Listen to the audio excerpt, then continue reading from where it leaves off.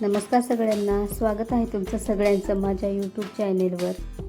आज मी कांद्याच्या पातीचं कुरकुरीत भजी बनवणार आहे। पावसाळ्यात किंवा संध्याकाळच्या चहासोबत ही भजी खूपच मस्त लागतात। चला तर मग लगेच बनवायला सुरुवात करते। सगळ्यात आधी मी इथे कांद्याची पात स्वच्छ धुवून घेतले आणि आता बारीक बारीक चिरून घेते। कांद्याच्या पातीला जे बारीक बारीक कोवळे कांदे असतात ते पण त्याच्यामध्येच बारीक चिरून घेते।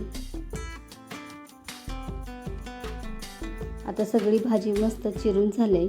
आता त्याच्यामध्ये 1 वाटी हरभऱ्याचं बेसन टाकते, 1 चमचा कांदा लसूण मसाला टाकते, 1 चमचा गरम मसाला टाकते, 1 चमचा हळद टाकते आणि अर्धा चमचा जिरं टाकते, चवीनुसार मीठ टाकते। आता वरून थोडंसं तेल टाकते। आता हे जे सगळं मटेरियल आहे ते या सगळ्या कांद्याच्या पातीमध्ये मस्त मिक्स करून घेते। आता हे मळताना जसं पाणी लागेल तसं टाकत जायचं।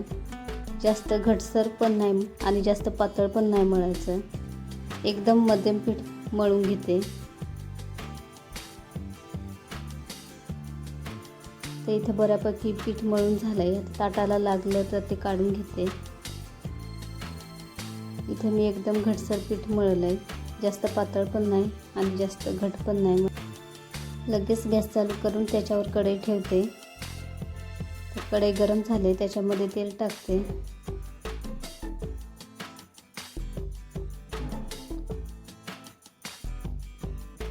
आता गरम तेलामध्ये हाताने एक एक भजी सोडते। तेलात भजी सोडताना तुम्ही चमच्याचा देखील वापर करू शकता, मी इथं हातानेच सोडते। आणि इथे मी सगळी भजी मध्यम गॅसवरच तळणार आहे। सगळी भजी पलटून देते आणि हलकी सोनेरी होईपर्यंत, कुरकुरीत होईपर्यंत तळून घेते।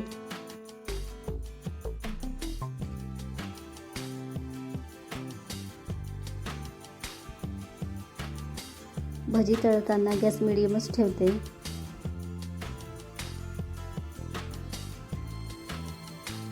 आता भजी मस्त तळून झाल्यात। आता एका प्लेटमध्ये काढून घेते। बाकी राहिलेली भजी अशाच पद्धतीने तळून घेते।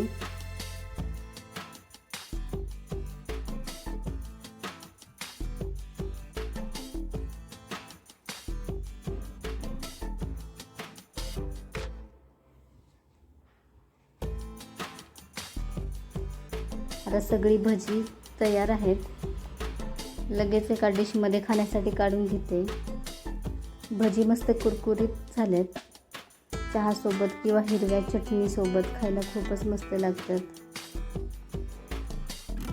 तर सोपी, चविष्ट आणि कुरकुरीत कांद्याच्या पातीची भजींचा व्हिडिओ कसा वाटला कमेंटमध्ये नक्की सांगा। आणि व्हिडिओ आवडला असेल तर नक्की लाईक करा, चॅनेलला सबस्क्राईब करा। थँक्यू।